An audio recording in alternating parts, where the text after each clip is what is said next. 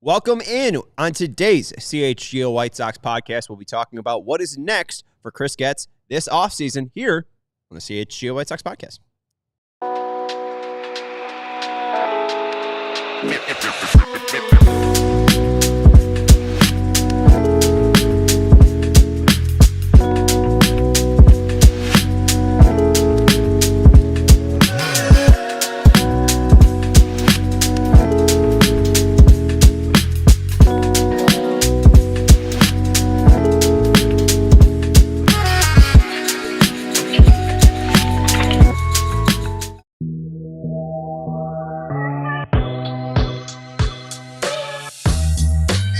Welcome into the CHGO White Sox podcast, coming to you live from Studio A of our CHGO offices here in the West Loop of Chicago. I'm your host, Sean Anderson. Alongside me, the full CHGO White Sox crew. That is Vinnie Duber, our CHGO White Sox beat writer. You can read his work up at allchgo.com. The man in the middle is Herb Lawrence. Hello. Our CHGO White Sox community leader. And we're being produced today by our pal, Lawrence Benedetto.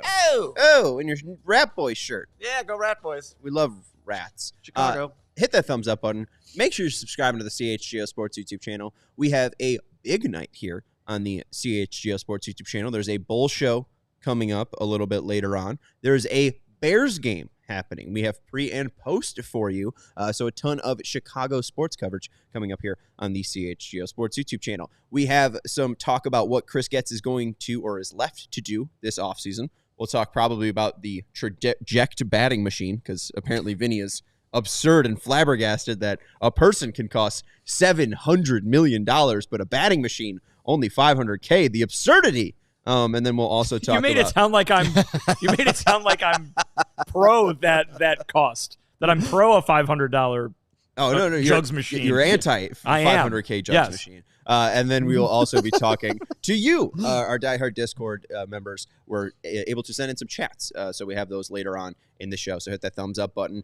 Let's get into what Chris Getz is left to do. We obviously had the huge trade of Garrett Crochet being sent to Boston. We had an emergency podcast for that. No emergency podcast for the Austin Slater and Mike Tauchman news. We apologize for that. But what is next for Chris Getz? If he has a little to-do list, it seemed like Austin Slater was the top target. He can cross that off. Tauchman was right underneath him. Crochet's been crossed off. Is it Luis Robert Jr.? I think he'd like it to be, but I don't see that happening this offseason. I just don't think that he's going to find a team out there who today or this offseason values Luis Robert Jr. the way he does. And I think if Chris Getz has showed anything, it's that he's going to sit around and wait for a team to match that value of what he's got in his head. He did it with Dylan Cease. He didn't have to wait quite as long with Garrett Crochet, but he was willing to. That's what we found out when we showed up in Dallas last week. He was willing to do that, to play that waiting game, even throwing out there that he would have been fine with Garrett being their opening day starter again. Obviously, that's not going to need to happen after he goes and gets that 4-prospect package. But I don't see Robert being somebody who he finds a match with this offseason. Now, Robert comes out and has a great April, great May, and all of a sudden that story changes real quick. But in terms of what's left to do before they go to spring training, or I guess before opening day, you have to say now because so many signings happen during the spring, right? Mm-hmm. I think you're just going to see a couple low-level moves to get them a little more depth where they need it. He mentioned catcher last week in Texas, so I think that's probably a spot that you can look, even though I just wrote today about how, you know, everybody's concerned over that they've got too many catchers now all of a sudden. You got Teel, you got Quero. Why do you have so many catchers? Well, I think he might go get himself another one just in case both those guys end up starting at AAA. And then, as we've talked about, I think starting pitching is another area where you maybe go see him sign somebody to a major league deal just to get a veteran in there. Again, nobody that's going to thrill the fan base. It's going to be a low-cost move, I'm guessing, but I think they want some level of dependability in that starting rotation, considering how young everybody else is, how kind of untested everybody else is, even though there were impressive moments from really all of them, Davis Martin, Jonathan Cannon. Those are guys who look reliable, look dependable, but they're still young, relatively inexperienced. So I think he goes out and gets a Chris Flexen type, we'll say, to go ahead and eat up some innings there, help out the bullpen. Maybe wouldn't be surprised to see a couple more bullpen arms too, but I think starting pitcher is probably the top priority in terms of free agency, and then you might see a catcher in there too, but even that could be a minor league signing. I agree with the Luis Robert thing, but if we're just going with the offseason that Chris Getz has had already, let's dream impossible. I mean, I didn't think if we started when they fired Pedro Grifol that they would have the manager that they have right now in Will Venable. I didn't think they couldn't get the players and the resources that they have and the haul back for Garrett Crochet that they have already. Let's think impossible. Let's think about going after Roki Sasaki and putting the full court press. That should be on his number one on his priority list. Like, let's sign Roki Sasaki and let's go after him like we've never gone after a free agent before, because he has that talent of a $200, $300 million player like his countryman Yamamoto got signed to last year, but he won't have that price tag yet. So you have just as good a shot as 29 other Major League Baseball teams to get his services. Let's see what type of salesman you are. You sold Will Venable to come here. You sold Walker McKinnon to come here and be on a team that had lost 121 games because they wanted something. And we were watching the Baseball Isn't Boring podcast. You sold last year Brian Bannister to come here. And you could tell that man is smarter than most in baseball, especially about the art of pitching. So something you're doing is giving a good impression to the people who come to work for you. Why not one more in Roki Sasaki? I know it's impossible. I know it's hard. But these things, maybe Roki Sasaki is like another person on the White Sox staff that enjoys hard things. I think Walker McKinnon said that. If he enjoys hard things, this will be a hard thing. Let's go and get him. It's funny, we haven't gotten to the point yet where we haven't heard from players yet. Oh yeah, I was sold on the White Sox. I've heard that behind the scenes pitch that maybe the fan base hasn't heard, and boy, I'm excited. The way we've heard that from members of the coaching staff and specifically members of the front office, we've heard it from Will Venable. They're thrilled to come in here and try to build something from the ground up. We haven't heard that yet from players, not because it doesn't exist, but because they're not at that stage yet where they have to bring people in from the outside. I mean, I even lobbed that question at Kyle Teel the other day. Poor kid. He just got traded. He probably was in no position to answer that, but it'll be very interesting once we start hearing, oh yeah, this is what sold me a free agent, or this is what has me excited, a trade candidate, about coming over here and looking down the road, looking at the long-term future. We did hear a little bit of that during the last rebuild when Rick Hahn brought in people like Yasmani Grandal, traded for Lance Lynn, signed Dallas Keuchel, right? There was some excitement there, but the excitement that we've heard from higher-ups, non-players, has been so dramatic that I'm curious what will the pitch end up being to players, and will it be different than just, hey, yeah, we've got some good guys, hopefully we can win, kind of. I mean, because seriously, that was the last thing, right? I mean, if you're Grandal or Keuchel, all you got to do is look at the prospect list and go, oh boy, yeah, these guys look good. All right, sure, I'll sign with them. They're giving me money. Let's go win, kind of thing. I'm curious if earlier in the process we get to hear from somebody who's like, yeah, I was able to see the future the way Chris Getz laid it out. I'm a player. I'm the one who's going to be doing this, and I'm just as excited as the guys who are putting the puzzle pieces together in the front office. Yeah, the Sasaki thing is very full of unknowns. We are unsure what motivates him, and you talk about, sending the full court press. He might already have his mind up and made up that he wants to go to the West Coast because that's closer to Japan. There's a large, what's it called? Japanese population there. So maybe it would just be easier to, assimilate. You also have Yu Darvish, who's currently on the Padres, yep. A fellow countryman, obviously Ohtani, fellow countryman on the West Coast. But from what Merck said in his newsletter, the Sox already have $2 million given to Alejandro Cruz of Cuba, an infielder. Mm-hmm. And so they have $6.261600 left. So $6.2 million, Andrew Vaughn's contract, to give Roki Sasaki. As a bonus. Yeah. I don't think that's going to be like the deal breaker, but what do you have to pitch? You're not going to be able to pitch the largest bonus, I think, because I think the Dodgers have saved all their money. Mm-hmm. You'll be able to pitch a international market because the White Sox in Chicago have O'Hare, so you're able to, get a flight easily. But imagine someone telling you, no pressure. Imagine someone telling you that the presence of O'Hare was a positive. It is though. O'Hare rules. Come on, O'Hare's not bad. O'Hare rules. I like Midway, but you got to tack on. You got to tack on another 45 minutes once your plane touches down to get to the gate. And the thing is, the White Sox, well, we travel out of Midway though. So what's going on? Well, yeah, you could travel out of Midway, but you're going to I don't Japan. think they do. I was They closer, fly right? United, I think. Oh, okay. Yeah. Anyways, But fly the friendly skies. I don't know. Like it's tough for me to even get excited about Sasaki. And also to clarify too, Chris Getz said they are giving a presentation to Roki Sasaki. Roki Sasaki is looking through presentations right now of Probably many 30 of several teams, probably 30 of them. And his agent, James Wolf, Ron Wolf. Let me make sure I get that right. And now after I didn't say Joel Wolf. Joel Wolf said that they still haven't even had meetings yet or even assigned meetings, that this week is what they're doing to align meetings and maybe start meeting this week. But meetings haven't even been set up yet.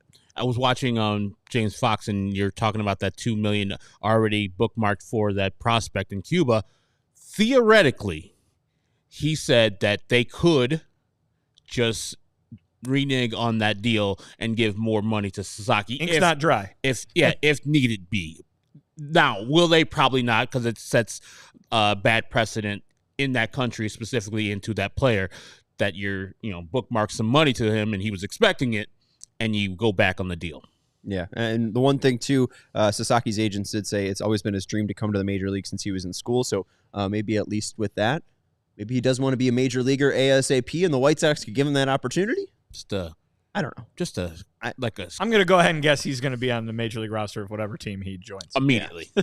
I agree. And I don't know what they're going to pitch for him. I think Sasaki is an interesting task for David Keller to figure out, the new director of international scouting. Like, hey, what can you do, or get us in the door, and maybe make a nice impression for 6 years from now. But I mean, really, how big of an impression can you make in just a slideshow? It's not like there's a meeting, so it's tough to put any pressure on this. I mean, listen, this is a unique situation, and I think that's why we're talking about it, right? I mean, if this was just Yamamoto, we wouldn't even bother. Nope. And the fact that basically, and yeah, it's give or take a few million here and there, which is, not nothing to us, but it's nothing in baseball, it seems.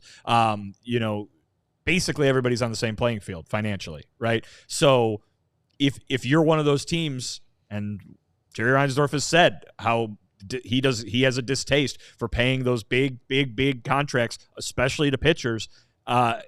If you're one of those teams that's the way you operate, wow, look at this opportunity here. It's a unique opportunity. So absolutely the White Sox should be doing this, but they've got to go up against teams who can tell Roki Sasaki that he's going to play for a World Series contender tomorrow.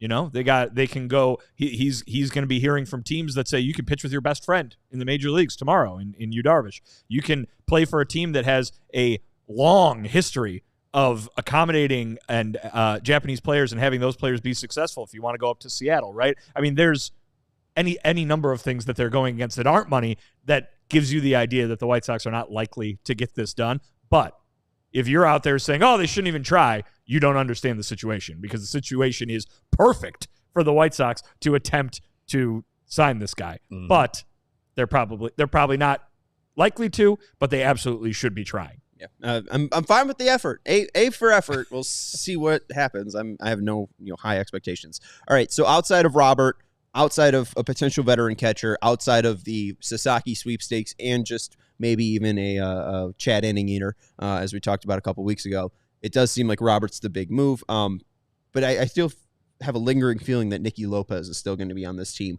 Do we think that there's going to be a similar kind of end to this offseason where Chris Getz is picking up scraps?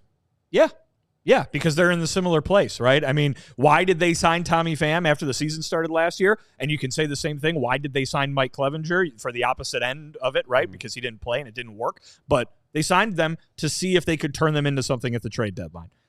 Tommy Pham, for as upset as White Sox fans might have been at the return in that Eric Fetty trade that had 3 teams involved, Tommy Pham was a part of that. He was able to trade Tommy Pham for something at the trade deadline, and all it cost him was a minor league deal in April. So I think you'll definitely see that kind of thing again if the opportunity presents itself. That being said, it was Chris Getz at the end of the year who said, we've got players on our roster that need to play and show us some things. Maybe they are moving into a slightly different phase of this rebuilding project where it's like, all right, now we need to start figuring out what we got.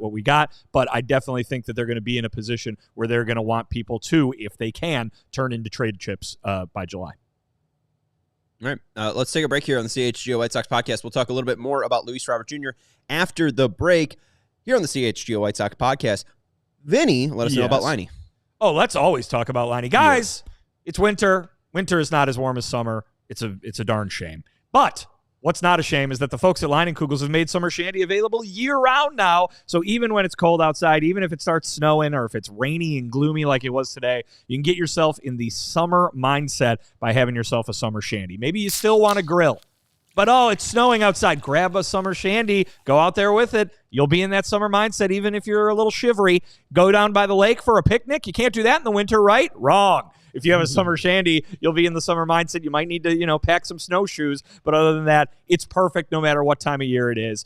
Hey, maybe you want a little bit more variety. Have a honey vice. Have a berry vice. Try a lakeside cherry or a sunset wheat. You can drive up to Wisconsin. Try that Liney's Original if your heart so desires, because they're all so good. So go ahead, flavor every moment with Leinenkugels. It is the official craft beer of the Chicago White Sox. Go to Liney.com/CHGO to find delivery options near you. That's LEINIE.com/CHGO. Or pick up Leinenkugels pretty much anywhere they sell beer. Leinenkugels, flavor the moment, celebrate responsibly. The Jacob Leinenkugel Brewing Company, Chippewa Falls. Yes. Herb, hello. Have you heard about ComEd and how they can help businesses save money by becoming more energy efficient? I did not know ComEd did that, Sean. Well, absolutely. The energy efficiency program can help find up to 35% in energy savings. Wow.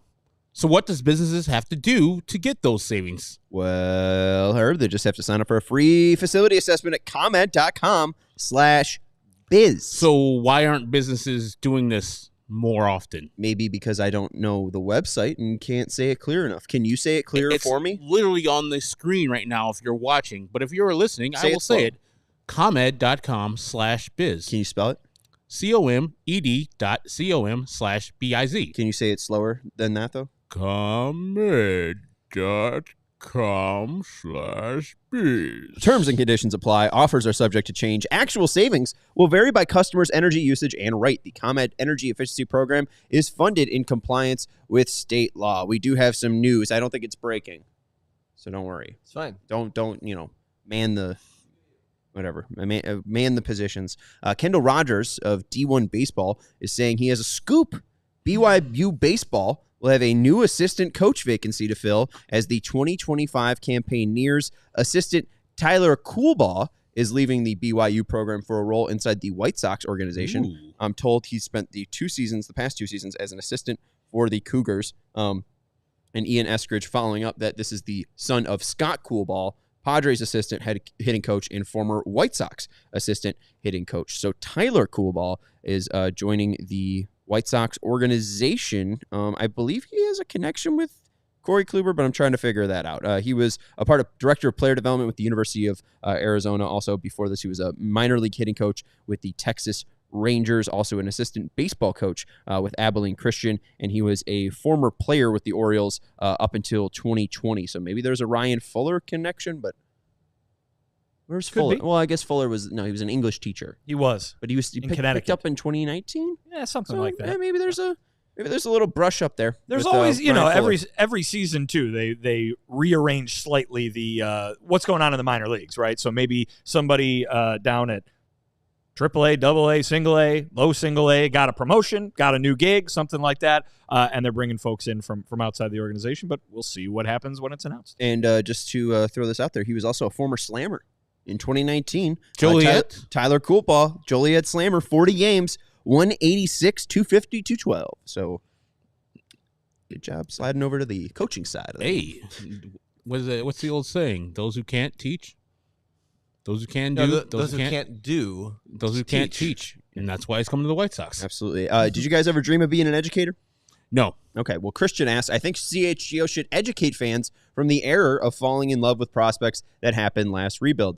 If there's a chance to get a team's best prospect, get it no matter the position. I agree with that, and I also feel like those are two separate and conflicting statements. They are. Maybe yes. I don't know how to read. Yeah. All right, Christian, do you feel like it's fine to give in to prospects or not? At least with that, again, the biggest thing that I'm looking at with this is, yes, they did try a rebuild, but it wasn't 100% of a rebuild, I think. I think that they were trying to at least acquire talent and then have that talent just naturally make it to the major leagues, where Chris Getz is like, no, you actually have to put the work in. Every single day you have to water your plant and nurture it and talk to it like, oh, you're such a sweet, good little plant. So that's what Tyler Coolbaugh is going to do. I think also the point to make, and it does seem to be a reference to having both Teel and Quero as part of the farm system here, the White Sox just need all of the help they can get. Right? I mean, you can't put a limit on, okay, we got enough of that, right? I mean, you want to talk about the lessons from the last rebuild. It was that there was not anybody behind those top guys, right? They did a phenomenal job of bringing in the highest rated prospects they could possibly bring up. Mm-hmm. But then when those guys, for whatever reason, a lot of it had to do with injuries, but there was also underperformance, whatever, right? There was no next. Yep. Oh boy, Jimenez is hurt and he's not really getting the job done. Who do we got to back him up? There really wasn't anybody. So I think, there's that. And then there also is the fact that absolutely prospects don't always pan out. In fact, I think more often than not, they don't pan out. So it's about giving yourself the highest number of chances, right? The highest number of scratch-off tickets you can get in order to improve your chances of having that success of a prospect panning out. So, hey, they got Edgar Quero. Good. Doesn't mean no more catchers because you get Kyle Teel. Now you got 2 chances, and 2 is better than 1, right? So I think the ideally, is that both those guys will pan out. Mm-hmm. They'll have a great problem at the major leagues where they got to figure out how to put both of them in the lineup at the same time, and I'm sure they'll figure it out because the bats demand it, right? But right now, you got as many dice rolls as you can possibly get. Go ahead and load up so you can have as much chance of success as possible. Yeah, and I agree with that. I think that what the White Sox did in the last rebuild, I thought, and I think everybody at the time thought was brilliant. Rick Hahn got great prospects back for 3 players that weren't going to be part of the White Sox future. And like Vinny just said, like, there was myriad things that didn't happen for the White Sox and those prospects in particular, but I don't think it was because Rick traded for him, like Sean just said. Like, they didn't, firstly, nurture those people, and then secondly, when those people were ready to go, sometimes they would have to sit out with extended injuries. We always talk about, and Victor Von Doom brings up Moncada, injury-prone. Same thing with Lois. Same thing with Luis Robert. But, like, if people were told you before the trade that these guys would be part of the White Sox, I think everybody, when the White Sox acquired those players, everybody was like, yes, let's go. You should be enamored with the prospects the White Sox got back for Garrett Crochet, because every single person that I've talked to say that you got at least 2 major league players there, at least. And I think you got 3 major league players, because you're going to get something out of, I think Braden Montgomery hasn't played yet, and I think he has the highest ceiling out of the 3 that I think are major league players. And then Wickelman Gonzalez, as we were listening to Baseball Isn't Boring today, they have plans for him to be the pitcher he was in 2023 to get back to some more dominant form where he's striking out more guys than, even though his ERA was inflated that year. So I think you should get enamored with them. Don't let this past rebuild cloud your judgment about this current rebuild. If you're feeling good about it, independent of the last one, continue feeling good about it. I say it's a total different front office, different people in the building. So give these new people a chance to show that they failed you. I will just say, though, the last rebuild, the talent was greater, especially from the bat side. Moncada was a true top prospect. Same with Robert. Same with Eloy. All top 5 prospects with a bat. Montgomery got up to the top 10, and then we saw him fall to 38. And then Teel, he's up at 25, but still, how much can he actually realistically jump? Because there doesn't seem to be any overwhelming elite skill. It does seem like he's just above average and a well-rounded baseball player. So we'll see if there ever is that top-end talent, but if they're able to just churn out guys that are able to get on base at a decent clip, hey, maybe that's what changes things.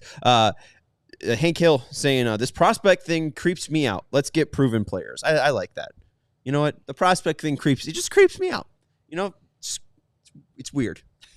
It's weird. Let's kill minor league baseball because the prospect thing is weird. All right. Luis Robert Jr., we've obviously talked about him a little bit. Yep. And Vinny, you mentioned this being Chris Getz's main priority or main hope in this offseason to try to find a team for Luis Robert Jr. It seems like value hasn't matched up yet for another team. But as we said, Chris Getz is fine playing this waiting game. whether it be this offseason or at the deadline, where do you think a trade lines up? Is there a team that you think, oh, that does scream Luis Robert Jr.'s future destination that he'll be traveling to from his $12 million home in Florida with a butterfly sanctuary? Butterfly sanctuary, yeah. We got to find the team that has that as a part of the stadium. But no, I mean, I think the answer is different based on when he gets traded, right? I mean, I think if you were talking about right now, it's probably a much wider group of teams. But you would obviously be looking at the farm systems, right, to see who would match up, just like we had been doing with Crochet, and we spent all last winter doing with Dylan Cease. But once you get to the middle of the season, it's about the standings, right, and it's about who thinks they can make the playoffs. Now, in today's game, with the way all the wild cards are, there's a lot more teams that think they can be part of the playoffs than there used to be. I think. I'll be honest, I think like the Phillies jump out at me as a team that would be maybe willing to do something like that.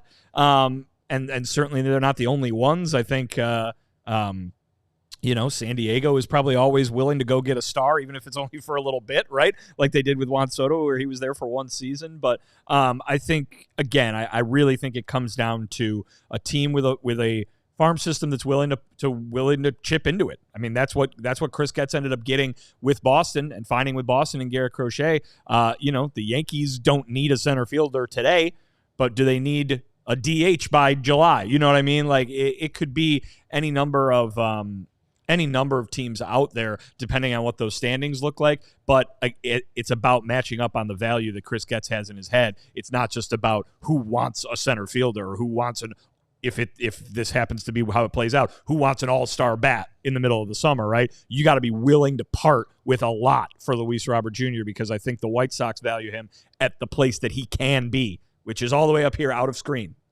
right now, right? I mean, we can look at his season last year and go, oh, that was awful, but Major League Baseball might have a closer valuation to that. Chris Getz's valuation is what we saw in 2023.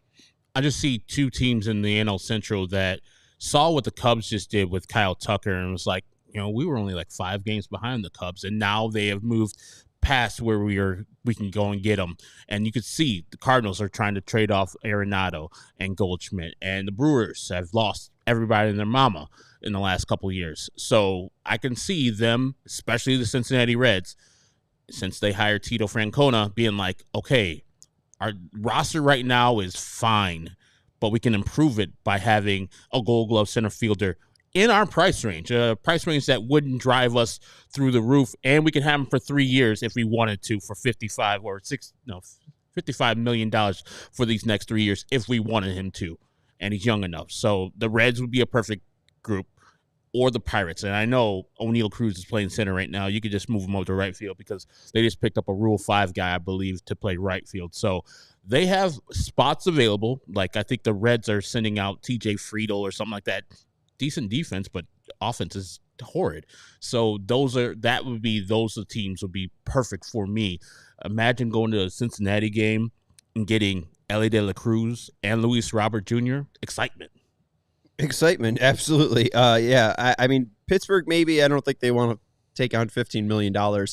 They seem to be just against spending. The one team that I think is interesting is the Giants. They just pick up Willy Adames, and then it seems like they're in contention with Corbin Burns. It seems like they've made an offer to Burns, but maybe not at the price that he wants, and maybe Toronto has made a bigger offer, but he would rather play in the Bay Area than Toronto, so he's just looking at 2 offers that he both doesn't want and is maybe just hoping that phone rings, and they're like, oh, San Francisco's made a better offer. He's like, perfect. But I do think that they could be in play, and also, too, Buster Posey's in a situation where you got to prove yourself. You got to say, hey, I was the right guy for this opportunity. A person that didn't have these prior skills or a resume that you would hire with somebody. I have to go make a splash for a team that is in contention. I feel like Getz is in the same way, but the team isn't in contention.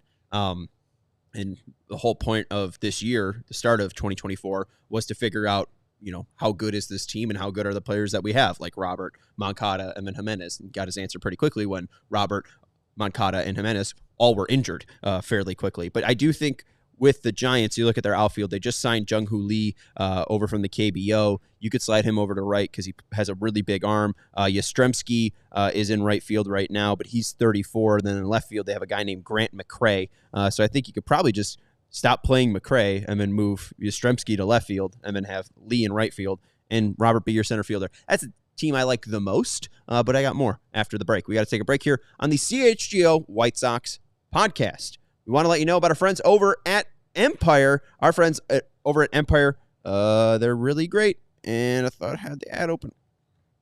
Oh, they're really good. Lawrence, aren't they the best? 588-2300 Empire Today. With Empire Today, you get shop at home convenience, the right product for your needs, quick and professional installation, and a low price guarantee. Empire Today is the best place to get new flooring, so of course they have copycats, but Empire cannot be beaten on their quality, service, and speed. That's why competitors advertise low-quality products that Empire simply won't carry. Empire won't promise the lowest prices because anyone who does is putting flooring in your home they wouldn't put in theirs. Empire keeps shopping for floors simple with a curated product selection, and you can check out this curated product selection with their virtual floor designer. It's a great way to see how new floors will look in any space. It's easy. Just snap a picture and instantly see how new floors will look in your room. So schedule a free in-home estimate today with the experts over at Empire. All listeners can receive a $350 off discount when they use promo code CHGO. Restrictions apply. See empiretoday.com/CHGO for details. All listeners can receive a $350 off discount when they use promo code CHGO at empiretoday.com/CHGO. With HelloFresh, you get farm fresh, pre-portioned ingredients and seasonal recipes delivered right to your doorstep. Skip trips to the grocery store and count on HelloFresh to make your home cooking easy, fun, and affordable. That's why it's America's #1 meal kit. And I love the holidays, but they are busy and always looking for ways to find stress-free eating. And HelloFresh makes that mealtime manageable, saving you time for searching for recipes and all that grocery shopping. Just pick up your meals, and everything you need is delivered right to your door. And if you're traveling for the holidays and just too busy to cook at home, you could easily skip a week's delivery if you need to. My fiance and she's busy and I'm me, so we love to have convenience of HelloFresh because we're too often too busy and tired to whip up a whole meal from scratch and want to eat something that tastes great without going the takeout or delivery route. We like to eat from the quick and easy menu, but there's also so many more you could choose from that fits your household. You get 10 free meals at HelloFresh.com/free White Sox. Applied across 7 boxes. New subscribers only. Varies by plan. That's 10 free HelloFresh meals. Just go to HelloFresh.com/free White Sox. HelloFresh, America's #1 meal kit. Thank you, Herb. We're back here on the CHGO White Sox podcast. We appreciate everyone leaving their comments. Make sure you're hitting that thumbs up button and subscribing to the CHGO Sports YouTube channel. We have a Bears pre- and post-game coming up later on as the Bears take on the Vikings. So make sure you're staying tuned to our Bears coverage tonight. And the Bulls. And the Bulls. They're in Toronto. Only the Who Bulls. can set the court on fire, Herb? Only the Bulls. And Drizzy will be there too. Losing, always. We could just sing the song. You don't have to mention that person. All right, let's scroll real quick. Victor Von Doom saying, I can see Robert playing a lot of DH next season. I don't, Victor, with as much respect as possible. Just scroll down. Lawrence, where are you going? Yeah, right there. I can see it's the third one. I see him playing maybe a little bit more of it than you might think, Sean, to be quite honest. But his whole value is center field. Not his whole value. I But mean, like, ideally not the his whole whole point value. is, Right. 5-tool player that can play gold glove defense at center field and give you 30 homers. Correct. I don't think he's going to be there, once a week or anything like that, but I think you'll see him there regularly often because I think, as Chris Getz explained it last week, they want to use that DH position a little more fluidly, right? I mean, I don't think it's all going to be Brian Ramos to the DH every day and we'll see you when you show up to the yard. I think it's going to be they're going to be rotating people in and out of there based on who they want to get off their feet that day. Oh, boy, Andrew Vaughn has played 6 games in a row at first base. Let's put him at DH for a day. Oh, boy, we want to get both Tauchman and whoever else in the lineup at the same time. Put one of them at DH. I really think that they're going to use that, at least as with the roster that they currently have constructed, they're going to use that DH position like that. And I think with how you saw them treat Luis Robert Jr. last year, granted he had another serious injury in the beginning of the season, I wouldn't be surprised. They're trying to keep him healthy to trade him. I wouldn't be surprised you see him at DH every once in a while for sure. Yeah, I mean, the guy's had injuries his whole career pretty much. In the 100 games he played a couple of years ago was the only 100 games I know last year. He just came up just short. But They need to get get 100 last year. They need to get him off of his feet every once in a while, and they have other people that can play and man that. I mean, Dominic Fletcher will still be on this team. Won't be playing a lot of right field, but he'll still be on this team, and I think he'll be a nice backup for Luis Robert, a fifth outfielder, as they already got two guys playing right field out there, Austin Slater and Mike Tauchman. So yeah, I think that they'll find ways to get him off his feet as a designated hitter, as his bat. It plays. As when he got hurt that one year, his arm couldn't move. He's like, well, he could still kind of hit, kind-of-ish. So we want to have him in the lineup, and so they did. Luis Robert Jr. has played 467 games in his career. How many have been at DH? 10. I will go north of that number. Honestly, her pretty good answer. 8. Okay. Wow. Only 3 appearances last year, 4 in 2022. All 143 appearances in 2023 were all in the outfield. He had 2 as a pinch hitter and 1 as a pinch runner, but never as a DH. I don't know. I'd just be surprised. I mean, he's 27 years old. He's fairly young. He's played 1.7% of his career as a DH. Most of it has been as a center fielder. And again, if he's able to have that great defense, I think that's even part or ways you still have teams talking into him is, hey, you know, at worst, we're getting all-star defense who can hit 8th. And he's a player that, while he might strike out a ton, can also run into one a little bit more than, you know, what the Phillies have in, you know, Johan Rojas. Let's see how it goes, because I think the health is going to be an extraordinarily important thing, as it always is with him and everyone, but specifically with him given his history. And then we'll see how Will Venable manages this team. You know what I mean? Maybe he's sliding guys around all over the place. Maybe it's one of the, hey, he worked under Joe Madden. Famous, different lineup every day, Joe Madden. So let's see what he does once he starts writing those lineups out. Yeah, you're saying DH. I'm saying shortstop now that you're bringing for Luis Robert LRJ. Jr., yeah. Why not? Why not? Pump that trade value up. Versatility, baby. Exactly. Our guy Lawrence, if you don't mind scrolling up just a little bit, I think Samuel had a different comment, just a little bit up right there. Samuel saying at this point, I'd move him just to move him. That makes no sense to me, just because this team is going to pay him $15 million. They right now have a payroll of $65 million. It's well under what MLB teams typically spend. They're not hamstrung by having him on the roster. And worst thing that happens is, you know, right now, if they move him, they trade him for, you know, pennies or so.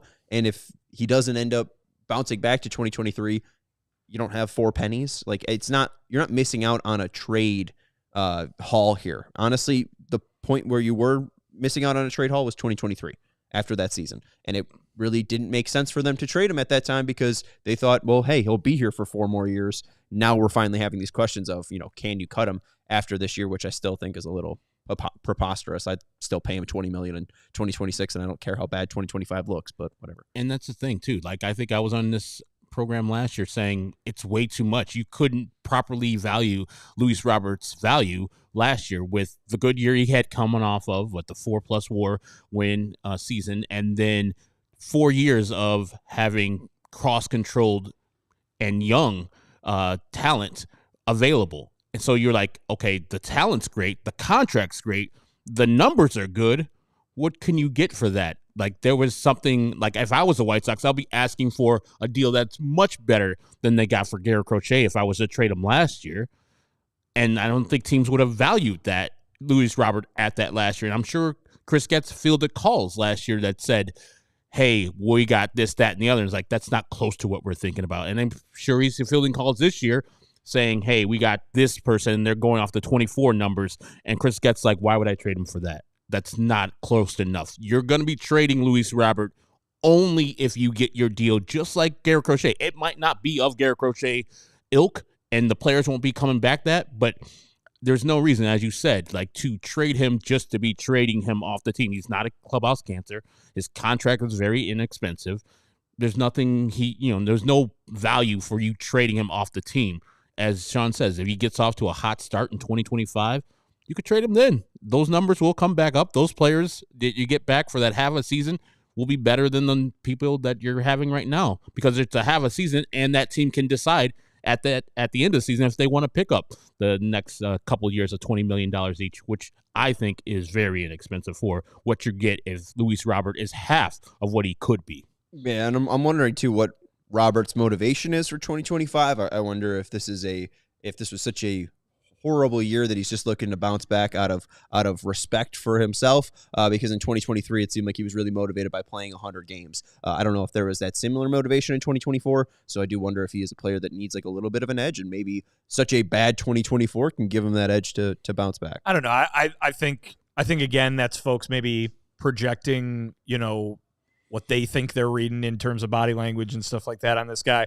At least by everything he's always said in interviews with us, he's a very motivated player, and he very much, low key about it, right? I mean, if you go back, he does sound very similar to the things that Yoán Moncada said, the things that Jose Abreu said, right? I mean, he's not necessarily the big personality that, for comparison to a similar guy, Eloy Jimenez was, right? But you got Luis Robert Jr. in there, and literally every time he talks, he's talking about how much, not he wants to put up certain numbers, but that he wants to be out there and he wants to play to the best of his ability. So I think he's motivated to play well, certainly. I just, I get what you're saying in terms of having a specific number goal. He's not a guy who's ever really put those out there, but I don't really know if you can doubt the guy's desire to play well.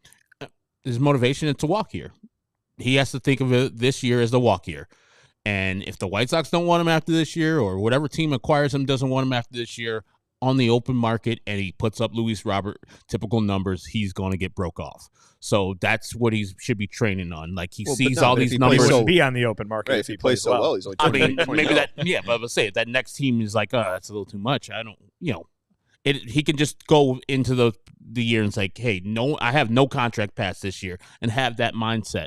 And yes, if he does play so well, some team would pick him up or pick up that $20 million and like, gladly, I'll take that $20 million. But that's what he has to think of. Like, this is the last time I get a big time contract.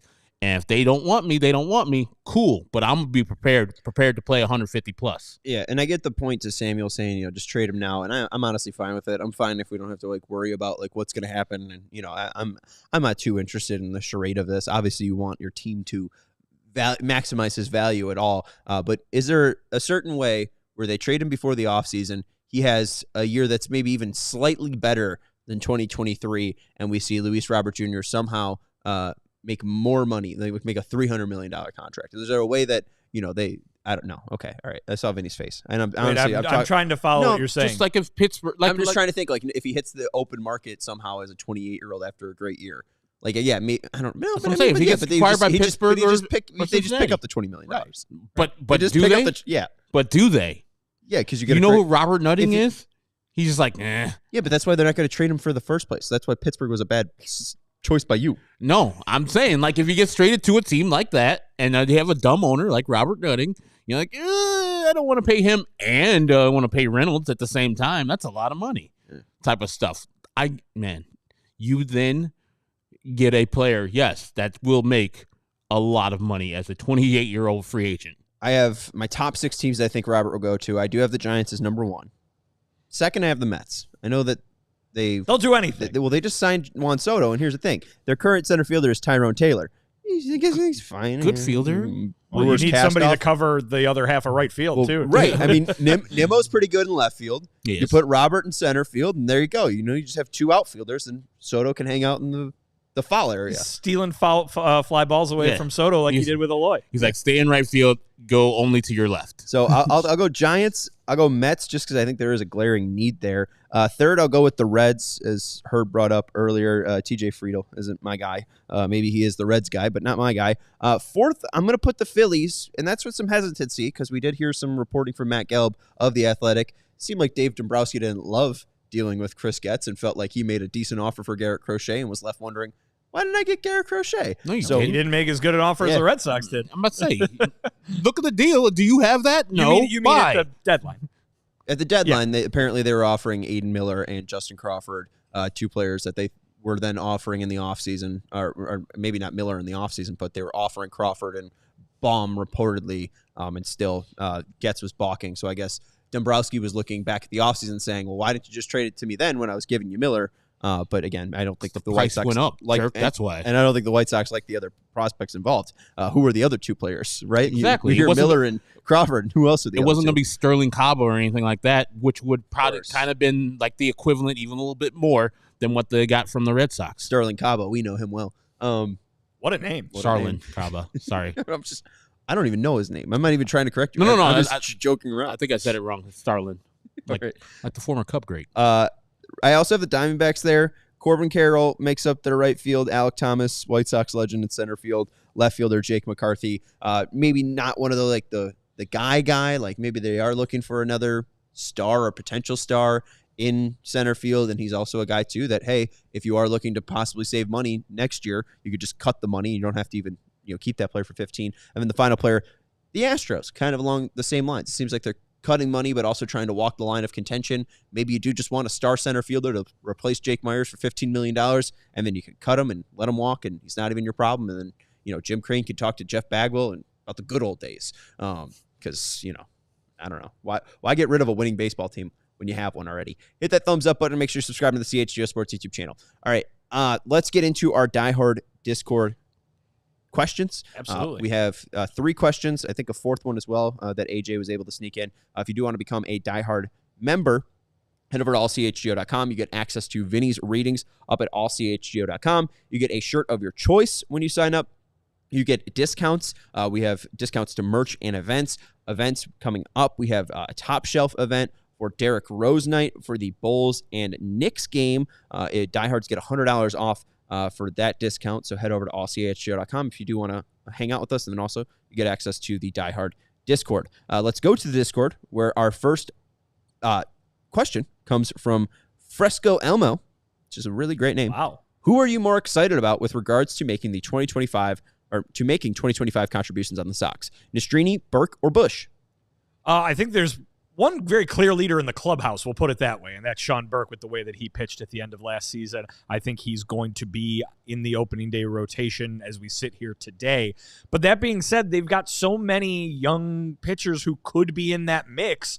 Why would you really lock that position in right now if you don't have to, right? I mean, there's a reason they go to spring training, and it's to find out who, in a lot of these cases, will be making the team. I do think that Jonathan Cannon is as much of a lock for the rotation as you can be if you're healthy. Same goes with Davis Martin. I think Drew Thorpe is probably even more of a lock for the rotation than Sean Burke. Sean Burke would be there if the season started tomorrow, but all right, Kai Bush, all right, Nick Nastrini, show up to spring training and show that you deserve those innings. Both those guys did pitch at the major league level last year. I think the team still has high hopes for him. Definitely Kai Bush, who we didn't really see that much of. So it's very realistic that one of them could work their way to a rotation job, or at least a job on that pitching staff at the major league level for opening day. But again, 2025 is a long time. You don't even need to be on the opening day roster, as many of the people who pitched last year showed to go ahead and have an opportunity. So I think as we sit here today, Sean Burke is the answer to that question, but all 3 of those guys could do something next year for sure. It's fluid. As you would ask me this last year at the same time, I would have said Nastrini because he's talking the good talk, and Bush second, and then, of course, Sean Burke because he was been hurt last in 2023. But 2024 changed that all, and I would say the same answer as Vinny. Sean Burke looked the part, looked a little bit more of a starting pitcher in the major leagues. Nastrini went out there and did some things early that were all right, and then he became Nick Nastrini. He got pretty much lit up and did not hit the strike zone a lot. So I would say it's fluid still, but if you're asking me today, I would say the one person out of those 3 guys, I would definitely be saying Sean Burke. I think he does have a spot pretty much not locked up, but it's in pencil right now for him being like the 3rd or 4th starter on this White Sox rotation. Yeah, I think Burke is definitely going to get a chance, and I think it'd be surprising for him not to be a part of the starting rotation come opening day. I don't know if Davis Martin will be the opening day starter. I think he might be. I think it'll be John Cannon. I'm going to Jonathan Cannon. I wouldn't be surprised if it was Davis Martin. So we got a little debate there. That's interesting. John Cannon's the next Logan Webb, so, Wow. there you go. That'd be good for the White Sox. That's a lot. But I don't know how to feel about Kai Bush. 2.18 ERA in his first 10 games in Double-A this year. 2.18 ERA, 195 batting average, and his walks to strikeout ratio was fairly decent. Let me find that. Sorry, 65 to 23. But it really did implode after that, and I know there was some talk on the Future Sox podcast about Kai Bush maybe having a little bit more velocity to start the year, so maybe he'd look a little bit better than the latter half of the year where he was getting really just touched up by major league hitting when he was called up. I don't really love him. It doesn't seem like there's a ton of interesting things that he can do, It doesn't seem like he's super athletic. Doesn't seem like he spins the ball really well. I don't know how nasty Kai Busch can be. Sean Burke can be disgusting. We saw a ton of just great pitches from him. His slider's got a ton of movement. His curveball's nasty. His fastball's really sick. So I think it does come down to Nastrini or Burke, and it comes down to what is Nastrini doing this offseason, and is he able to hit the zone?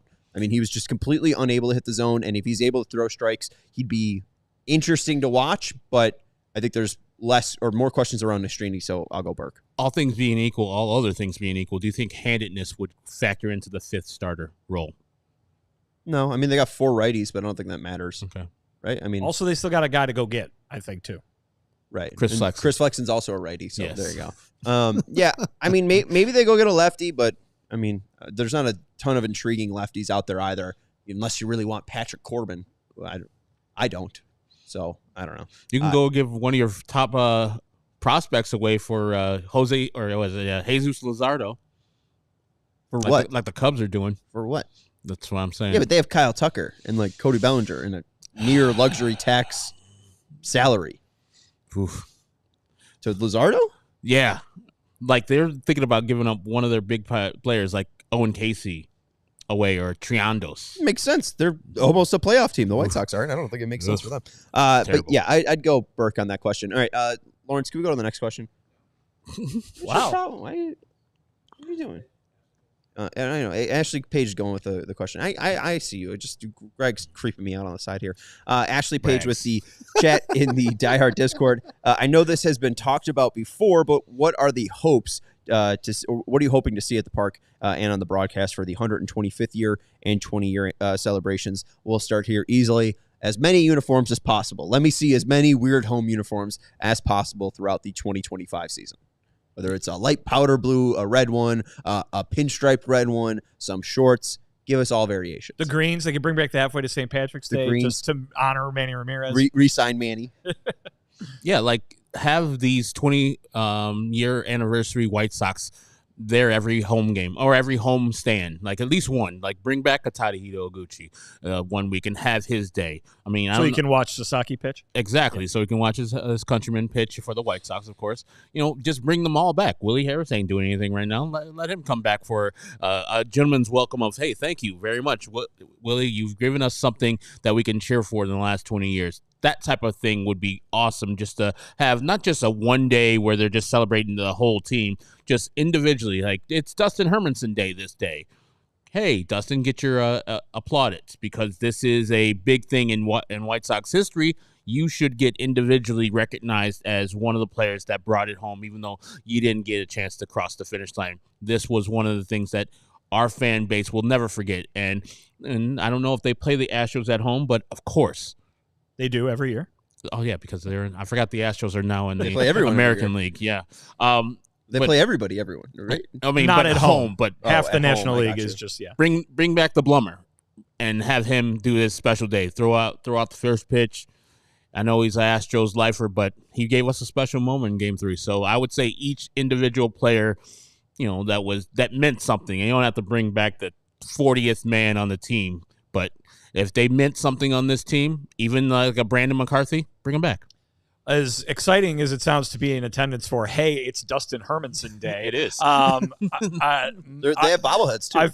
I've brought this up before when we've talked about the 125th season, and I'll bring it up again. It would be cool to see and learn a lot about some of the eras that we're not so familiar with. I know that everybody, White Sox fans out there, rightfully so, love every last man on that 2005 team, but that team is very well known. And I think you're especially asking about the broadcast, what maybe you'll be seeing if you're sitting and watching the games at home that makes it different than other seasons. How about a history lesson on what the White Sox were doing in the 30s and the 40s, a history lesson on what they were doing? I mean, that 59 team was incredible. Went to the World Series, and I feel like the vast majority of the city doesn't know very much about it at all. It would be cool to see the entirety of franchise history, not just celebrated, but transmitted to people. And that's something that they can do on a 2.5-hour game broadcast every single night for 6 months, right? They'll have the opportunity to do those kinds of things. So that would be cool. That's the thing that I would be looking to see is, hey, it's not just here we go again with another 05 celebration. Again, a lot of people will be very happy about that. But let's do some more stuff too. Let's say, hey, 125 years of White Sox baseball. Let's talk about all of it. Yeah, absolutely. I'm not sure we want our current play-by-play guy doing history lessons just based on this past weekend. Hey, it's been rough. Yeah. Is Chico Carrascal still with us? Little Louie? I don't know that off the top of my head. I mean, and that's another idea. Like, He died in 2005. Well, bring back all the Luis Aparicio. I think he's still with us. Bring back all the alive White Sox that have played. Aparicio's 90. Yeah, he's the oldest. I think he's the still oldest remaining White Sox, former White Sox. Yeah, bring him back. Bring all the ones that meant something to the White Sox franchise. Not every game, but little Louie needs some appreciation, and that's part of the 59 team. Hire some graphic designers too, and hey, it gets easier the further you go back. All you have to do is have Chicago versus Houston 7-5. But let's have some like old themed broadcasts, especially now that you're on CHSN. Like let's make you feel old if you're gonna honor like the 59 team. Flash the little things up when somebody hits a home run. We make it. You have no idea what the score is for like 20 minutes while you're watching the game. They're wearing the 1919 uniforms. It's just blacked out because there's no television. No television wasn't invented, right? Exactly. See what's going on? Crack and just do it. Come on, have Gene Honda with the bullhorn doing the lineup. Ooh, remember that? From there you go. I like that. That's number 9. Good job, Lawrence. All right, let's go to the next one. Thank you, Ashley, for that question. The next question is the last one I got was about Roki, though. Is there another one? Is there? I didn't. These are the only 3 I saw in. Three. There's only 3. He said AJ. Right. He just There's did another one I got. Okay. This is the last one. This we kind of answered this in the A block. Though, Yeah. sure. Sage going, do you think Getz can convince Roki to come to the south side of Chicago with a laughing face? I would put it at 3%. Just that he can do it, or if you were saying if you were 2.5%. carving the 100% off among all 30 baseball teams, the White Sox have 3 of that percent. If it was carving out a pie chart of all 30 baseball teams, I think the White Sox would have 1.5%. Yeah, it's unlikely that they will be able to do so, but doesn't mean they shouldn't try. I think a bigger part is, of course, those West Coast teams like you've already pointed out, Seattle, San Francisco, LA, and San Diego. But we have a better shot than the Mets, Yankees, and those other teams, I believe. I know that he said that he's not against that, but pretty much said he was because he didn't like the pressure. And New York media is known to be, pressure filled, and playing in New York in those 2 markets, mercy. He wouldn't want to play out there. So we have a better chance than the Yankees and Mets. So whatever that percentage is. Absolutely. All right. That is going to do it closely for the CHGO White Sox podcast. We have one more question from our Diehard Discord. Again, if you do want to become a diehard, head over to allchgo.com. You get full access to Vinny's writing at allchgo.com. You get exclusive discounts to merch and events. You get a free shirt when you sign up, and you also get access to our Diehard Discord where, we throw out prompts for questions, but also just throughout the day, you're able to chat about White Sox, whatever. We were able to talk about Brian Bannister's sick podcasting setup that he has. Ooh. All right. AJ saying, who is your dark horse to make a big impact in the starting rotation next year? I'll go with the name Chris Getz dropped at the winter meetings and say Mason Adams. Okay. I think we already talked about it, but it's not like a big, huge thing. I think that Davis Martin is better than what people are giving him credit for. Like, he showed that in 2022 before he left. In that last start, he got blown up, missed all of 2023, and then you saw him come back in 24, and you're like, okay. And Sean has talked about that kick change is a thing, and I think he's going to develop that a little bit more. I think the player knows how to pitch, and he has the stuff to go along with it. I think he's going to be one of those players that the White Sox may be moving at trade time because he's going to be so highly valued. So, Davis Martin. Respectfully, I don't think either of you answered the question. Who is your dark horse to make a big impact? That's a dark horse. Davis Martin is in the rotation. I mean, at least Mason Adams has never played Major League Baseball. I hear you. I was going to to bite my tongue on the Mason Adams thing and be like, fine, he's a minor leaguer. But then Herb throws somebody that's in the rotation. That might be the opening day starter. Oh, to make it. I thought you meant who's in the rotation. Who is your dark horse to make a big impact in the starting rotation? To make a big impact in the starting rotation. How is he a dark horse? He's a dark horse. To make a big impact? Do you think he's going to make a big impact? I'm going to let Herb slide on this because I feel like no one expects anything from any of these guys. Yeah. to make a I big said impact. he's going to be one of the best pitchers in the American League. I think that's a big impact. All right. So No? sure, whatever. The show's almost over, so I'll let you have it. All right. The three that I threw out there are minor leaguers. So hey, I guess whatever. Juan Corella. He was added to the 40-man roster, protected from the Rule 5. It seems like they have some interest in what he can do through 100 innings pitched in 2024, so it does seem like he has the length. Riley Gowans, one of the last footnotes. Last man standing from the Bummer trade. The 5-man trade from Bummer. I didn't think that we even saw him as a starter when he was acquired in 2023. Only 15 2/3 innings, but he was great for the White Sox in Advanced A and AA. 122 innings pitched, a 3.84 ERA, and he was even better in Birmingham, a 3.14 ERA in 51 2/3 innings pitched. And then the final one, Aldrin Batista, 110 innings in 2/3 last year, 2.93 ERA, single A and Advanced A. I've never heard of that person, so that's all right. Hey, there you go. So those are the three dark horses to maybe make an impact, but Herb's going to go with the big impact and Davis Martin. Well, I mean, it's the way I mean, you if speak we're going to about play it. off that, I'll say Jonathan Cannon. If I said he's going to be the Logan Webb of the team, that's going to do it for the CHGO White Sox podcast, huh? You said of the team. You didn't say of the American League. I went farther. Yeah. See, That's he's dreaming the I impossible just read the dream all question that day. was asked. It wasn't the American League from AJ. You're so happy with yourself. I am. Hey, This is the CHGO White Sox podcast. I didn't have a chance to review that question because it came late. Oh, okay, that's fair. Yeah, it was 4 minutes before the show. That's Vinnie Duber, our CHGO White Sox beat writer. The man in the middle is the lovely Herb Lawrence, our CHGO White Sox community leader. I'm Sean Anderson. You can follow me at Sean_W_Anderson. I don't do that anymore. Thank you to Lawrence Benedetto for producing the show. We'll talk to you tomorrow at 4 p.m. Goodbye. We all silly like the mayor.